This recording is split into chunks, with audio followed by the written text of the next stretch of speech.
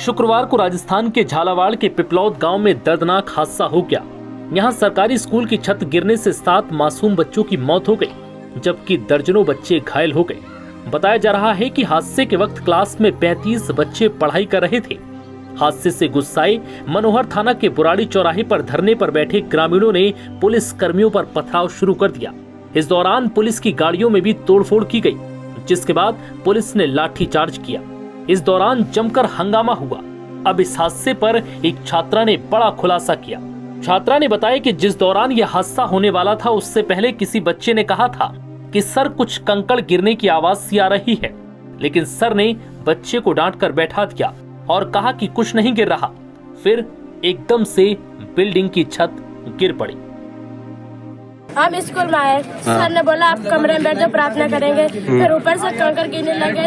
किसी बच्चे ने बोला सर कंकड़ गिर रहे, तो उन्होंने कहा कुछ नहीं गिर रहा है। तो फिर एकदम से बिल्डिंग गिरने लगी और हम तो बाहर निकल आए और वो अंदर ही रह गए। तो ये अचानक हादसा कैसे हुआ उस समय? क्या पहले से पता था कि कुछ ऐसा? नहीं था सर, दीवार के साइड एक। बेटा उस वक्त आप लोग क्या कर रहे थे? सर हम झाड़ू निकाल रहे थे कमरे का। हाँ। कितने के बच्चे होंगे उस वक्त मौजूद? 30 बच्चे। 30 के आसपास। 30-40 के लगभग थे। अच्छा, और आपके टीचर कहाँ थे उस वक्त? बाहर टेबल बैठ कर खा रहे थे पोए खा रहे थे। और प्रार्थना हो रही थी उस टाइम? नहीं हो रही थी प्रार्थना के लिए, तो अंदर बैठे। कंकर से पहले की घटना है या प्रार्थना के बाद ही? कंकर की शिकायत पहले कंकर की शिकायत वहाँ कर दी थी। फिर उन्होंने कहा कहाँ से आएंगे कंकर, बैठ जाओ। सर हम क्लास में बैठे थे ना, तो ऊपर से कंकर गिरने लगे, तो हमने सर से कहा सर हमें बाहर जाने दो, अंदर कंकर गिर रहे हैं। तो सर ने कहा कि कुछ नहीं होगा, बैठ जाओ। धमका कर हमको बैठा दिया। कितने बच्चे थे उस टाइम?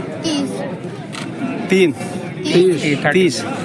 अच्छा, और पहले स्कूल की शिकायत करी थी क्या भाई ये स्कूल खराब है और है? हाँ की थी हमने। कब की थी? 15 अगस्त। बताया जा रहा है कि इस जर्जर बिल्डिंग को लेकर कई बार चेताया गया था, बावजूद इसके प्रशासन की अनदेखी जारी रही और जिसका डर था वही हो गया। इस मामले पर अब 5 शिक्षक और 5 शिक्षा विभाग के अधिकारियों को सस्पेंड कर दिया गया। बताया जा रहा है कि गांव वालों की मदद से बच्चों को मलबे से बाहर निकाला गया। घायलों को पास के स्वास्थ्य केंद्र में भर्ती कराया गया। स्थानीय लोगों और छात्रों का कहना है कि स्कूल की दीवारें और छत पहले से ही जर्जर थी। कुछ समय पहले प्लास्टर किया गया था, लेकिन हालात नहीं सुधरे। इस स्कूल की बिल्डिंग 78 साल पुरानी है।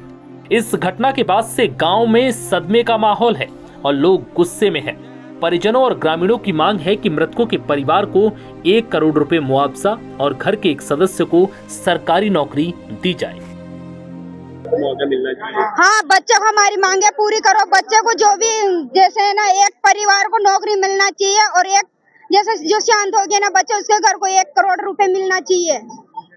तो उनके परिवार को पता नहीं था कि ये मकान ये बिल्डिंग खराब हो। प्रशासन को पहले पता था तो भी कार्रवाई नहीं की, क्योंकि गरीब ये पहाड़ों में रहने वाले भील समाज है, इनकी कोई कार्रवाई नहीं होती, सुनी नहीं जाती है।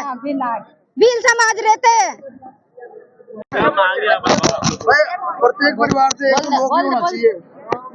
हमारे एक 14 साल की एक बच्ची प्रिया नाम की एक हमारी बहन है, भतीजे सी, वो भी उसमें दब चुकी और वो शांत हो चुकी। और प्रत्येक बच्चे को जो खत्म हो गया उनको 1-1 करोड़ रुपए मिलना चाहिए और जिस एक नौकरी भी मिलना चाहिए उनके घर परिवार में, उनके भाई बहन को। और दूसरी बात, उनके जो बच्चे घायल है उनको भी पैसा 1-1 लाख 50-50 हजार रुपया, लाख जो सरकार की देना चाहिए। और पूरा परिवार और स्कूल भी अच्छी तरह दूसरी जगह न बनना चाहिए और हमारी मांगे पूरी करना चाहिए।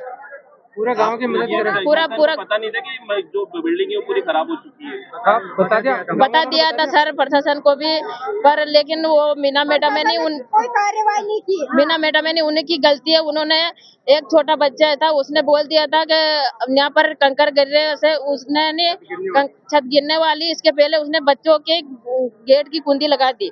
कुंडी लगाने के बाद, डांटने के बाद, वो बच्चे डरने के बाद फिर जिसके बाद गाँव वाला ने खोली कुंडी, उसने नहीं खोली। वो तो बाहर ही रही मैडम तो मीना मैडम। वहीं इस घटना के बाद राजस्थान की मुख्यमंत्री वसुंधरा राजे घायल बच्चों से मिलने पहुंची। राजे ने इस हादसे को दुखद बताया और कहा कि अगर स्कूल पहले से ही चिन्हित करते या फिर दूसरी जगह शिफ्ट कर देते तो ये स्थिति नहीं होती।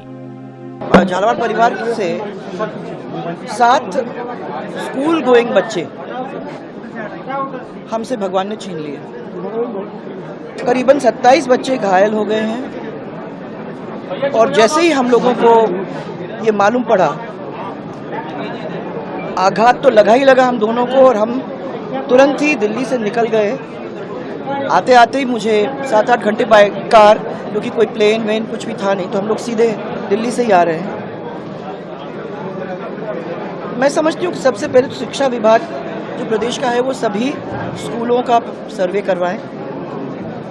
जहाँ भी स्कूल जर्जर अवस्था में है, ऐसे बच्चों को वहाँ से किसी दूसरे सुरक्षित स्कूल में पहुँचाने का काम करे, ताकि ये फिर से जो हुआ है वो रिपीट ना हो।